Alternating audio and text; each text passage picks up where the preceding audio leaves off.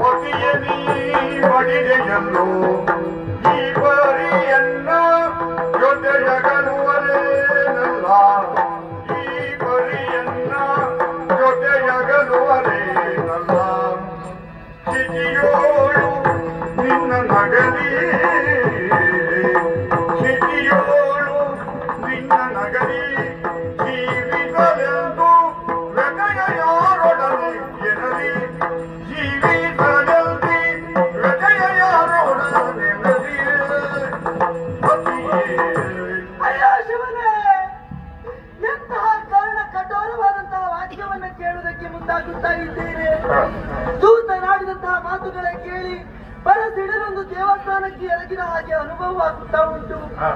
ಅಂದು ನನ್ನ ವಲ್ಲಭ ಆಡಿ ಹೋಗಿರುವಂತಹ ಮಾತು, ದೇವಲೋಕಕ್ಕೆ ಹೋಗುತ್ತೇನೆ, ದೇವಲೋಕವನ್ನು ವಶಪಡಿಸಿಕೊಳ್ಳುತ್ತೇನೆ ಎನ್ನುವುದಾಗಿ.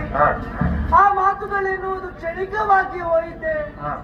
ಆ ಸುರರು ಎಲ್ಲರೂ ಒಟ್ಟಾಗಿ ಗುಟ್ಟಾಗಿ ನನ್ನ ವಲ್ಲಭನನ್ನು ಕೊಲ್ಲುವುದಕ್ಕೆ ಮುಂದಾದರೆ ಈ ಪ್ರಕ್ರಿಯೆಯಲ್ಲಿ ನನ್ನ ರಮಣನನ್ನು ಬಿಟ್ಟು ಬದುಕುವಂತ ಶಕ್ತಿ ನನಗಿಲ್ಲ.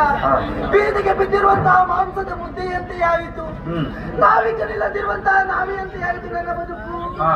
ಇದು ಹೇಳುವವರು ಕೇಳುವವರು ಯಾರಿದ್ದಾರೆ? ನಾನು ಸಾಯ್ತೇನೆ, ನಾನು ಸಾಯ್ತೇನೆ. ನಿನ್ನು ಸುಮ್ಮನಿಯೇ ಸತ್ತವರು ಜೀವಿಪರೇ, ಸತ್ತವರು ಜೀವಿಪರೇ. ಸಮರ ಸಮರ್ಥನಾಗಿ ತರಳ ಮಹಿಷಾಸುರಗೆ ಈ ಹಗನಗಳ ಬಿತ್ತರಿವೆ. ಸಮರ ಸಮರ್ಥನಾಗಿ ತರಳ ಮಹಿಷಾಸುರಗೆ ಈ ಹಗನಗಳ ಬಿತ್ತರಿವೆ. ಅತ್ತು ಫಲವೇ ನಿನ್ನೂ ಸುಮ್ಮನೆ ಸುಮ್ಮನೆ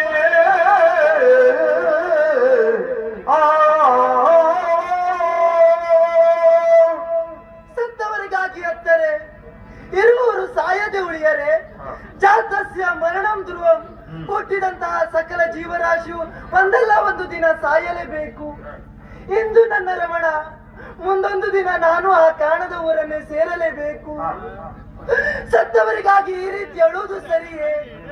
ಆದರೆ ನನ್ನ ಈ ವೈದವ್ಯದ ದೀಕ್ಷರ ಕಾರಣ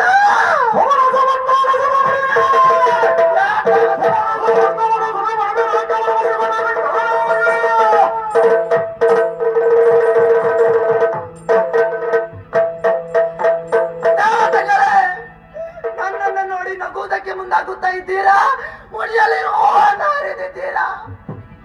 ಹಣೆಯಲ್ಲಿರೋ ತಿಲಕವನ್ನು ಅಳಿಸಿದ್ದೀರಾ? ಕೊರಳಲ್ಲಿರೋ ಮಂಗಳ ಸೂತ್ರವನ್ನು ಹರಿಯುವುದಕ್ಕೆ ಮುಂದಾಗಿದ್ದೀರಿ. ಕೈಯಲ್ಲಿರೋ ಬಳೆಯನ್ನು ಹೊಡೆದಿದ್ದೀರಾ? ತಪ್ಪು ಮಾಡಿದವನು ಶಿಕ್ಷೆಯನ್ನು ಅನುಭವಿಸಲೇಬೇಕು.